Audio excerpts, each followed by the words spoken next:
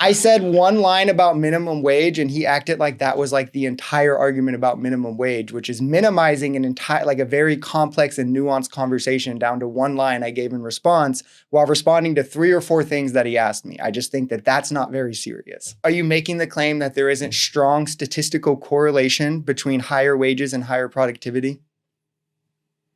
No. I definitely believe that higher wages. Okay, so then are correlated with higher productivity. So then necessarily, higher wages would lead to higher productivity. The way to get people can still work, right? Men and women, but you would just say, hey, like during the fertile years, why don't we like make it easier and incentivize more women to actually have children? Right, make it harder for them to enter the workforce. Yeah, and then by the time they replace themselves, right, then they're able to enter the workforce, and we're able to continue our society. This is long-term economics is how like the problem is the most people issue can't with think that. long-term. It doesn't have nothing to do with long term. It has to do with the fact that we live in like a liberal like society. Like we have rights, right? We can't discriminate when it comes to taxes based off of gender. We already do. Well, I don't know. Wait. Not necessarily on gender, but we already discriminate. We already discriminate when it comes to taxation based on a bunch of things, like whether or not you have children, whether or not like you're married. Yeah, but those are no. Wait.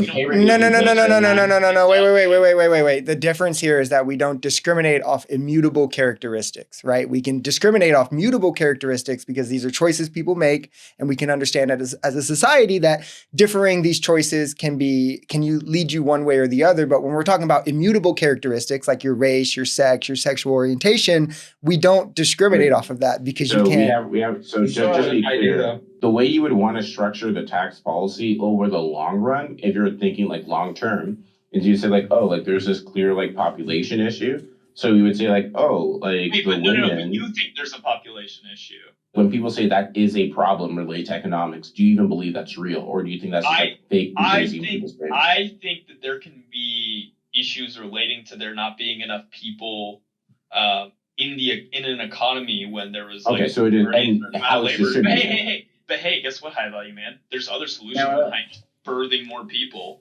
Behind discrimination, you could incentivize immigration. You could put more means forth to incentivize childbirth that aren't discrimination, like a child tax credit. You could ease economic strain. You could put forth social programs that make it easier to exist in a society. But Norway does all of this. What are you talking about? Like all of the ideas you just mentioned, like they've also implemented. And like their but how long have they implemented it for? How long have all these been implemented for? Yeah, I would like to know that. Decades. Decades. Yeah, you're just wrong. A lot of Norway's economy is tied up in just a couple. Wealthy, so. A lot of Norway's economy is tied up in just a couple industries. Like oil is a big thing in Norway. So it's not as like wealth isn't as dispersed as it might seem on paper. Another thing is small. How do you think they pay for all their social programs? Through oil taxation. They don't have like the diversity of industries. They don't have the diversity of industries. $2 trillion. They don't have the diversity of industries that we have, is what I'm saying. It's not as easy for everyone to accumulate this wealth. They just have massive industries in which that they can use to then create these social programs. Yes, a lot of their... Norway's an extremely rich country, even for regular people. Yes, what makes Norway so rich? What makes Norway such a rich country? They took their oil money, they put it in a sovereign wealth fund, took all that money, then put it into stocks, right? Yeah. And then now they take all of the dividends to pay for all their social programs. Democracy, right? That doesn't... Not like some authoritarian state where they could just dictate whatever they want. At the end of the day, like the kind of growth in productivity that you're going to have to justify for like shrinking population, right, is like... I think the answer is clearly a combination of all of these things and not discrimination. I think that you up productivity, you incentivize immigration, you put forth measures that also incentivize family making. How do you do that? How do you up like higher wages? Higher wages are tied to higher productivity. How do you get higher wages? You can mandate a higher minimum wage that typically allows more bargaining power for those with the median wage to bargain for higher wages do you for think them. the solution to higher wages is just government saying, "Hey, pay people more," and now like suddenly that increases like productivity? Literally. No, if you're trying to boil a very nuanced and complex conversation down to one line I gave you in response, then I guess we can. But like now we're just not having a serious economic conversation. We're just not having a very serious What economic do you mean? conversation Oh at that God, point. you sound like, all right, look, if you're a liberal, I don't know, you make like right-leaning arguments like, if you can't have a serious conversation, fuck you. All right, yeah, it's like, Dad, what are you talking about? Why are you? Like What do you mean? It's just a waste of. I said one line about minimum wage, and he acted like that was like the entire argument about minimum wage, which is minimizing an entire, like a very complex and nuanced conversation down to one line I gave in response while responding to 3 or 4 things that he asked me. I just think that that's not very serious. No. So here's the reason I said this.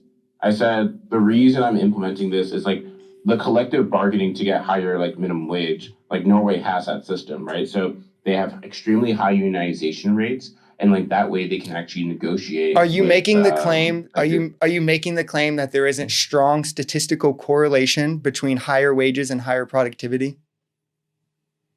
No. I definitely believe that higher wages. Okay, so then are correlated with higher productivity. So then necessarily higher wages would lead to higher productivity. I'm saying the way to get higher wages is, generally speaking, it's like reverse. Like as you become more productive, you then get higher wages. There's a couple different ways to get higher wages. The biggest one is to change from the monopolized power to monopsony power, where the workers have higher bargaining power than the corporations. This can be achieved through unionization. This could be achieved through more mobilization in the workforce. Like, again, these are like really complex and nuanced conversations that there's multiple avenues to get to the end on.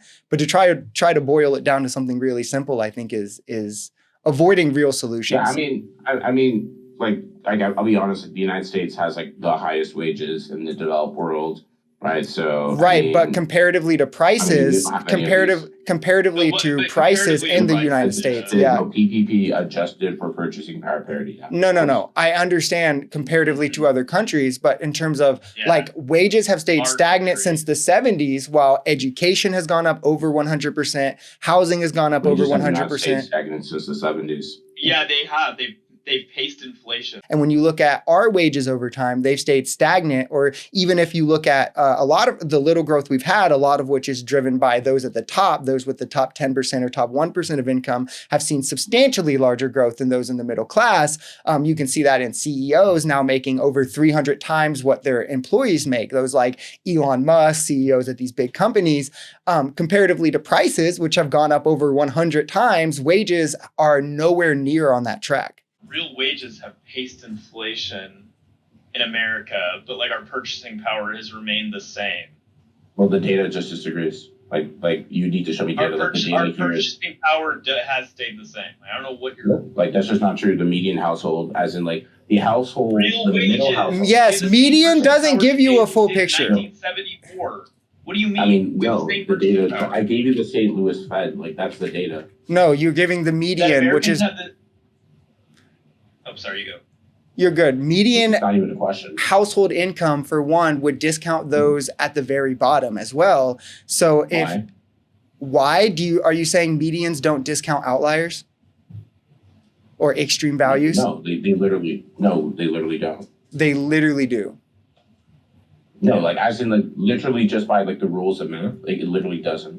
Right. So, but how by only considering middle values are outliers not left out? Explain that to me. Because you can have massive outliers, right, on both tail ends, but no matter what, if there's like 13 units, you're still going to go for the number 7, no matter what. If you're only accounting for the middle numbers, if you're only accounting for the middle ranges, the outliers will not ever be discounted. Yes. So the people on the outside are being discounted.